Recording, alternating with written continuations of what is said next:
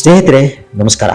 ಸ್ನೇಹಿತರೆ, ನನ್ನ ಕೊನೆಯ ವಿಡಿಯೋದಲ್ಲಿ ನಿಮಗೆ GI ಟ್ಯಾಗ್ ಅಂದರೇನು ಅನ್ನೋ ಒಂದು ಮಾಹಿತಿಯನ್ನ ಕೊಟ್ಟಿದ್ದೆ. ಈಗ ನಮ್ಮ ಕರ್ನಾಟಕ ರಾಜ್ಯದಲ್ಲಿ ಯಾವ ಯಾವ ಸೀರೆಗಳಿಗೆ GI ಟ್ಯಾಗ್ ಅನ್ನ ಕೊಡಲಾಗಿದೆ ಎಂಬುವ ಒಂದು ಚಿಕ್ಕ ಮಾಹಿತಿಯನ್ನ ಕೊಡ್ತೀನಿ. ಹಾಗಾದ್ರೆ ಆ ಸೀರೆಗಳು ಯಾವ್ಯಾವು ನೋಡೋಣ ಬನ್ನಿ. ಮೈಸೂರು ಸಿಲ್ಕ್ ಸೀರೆ,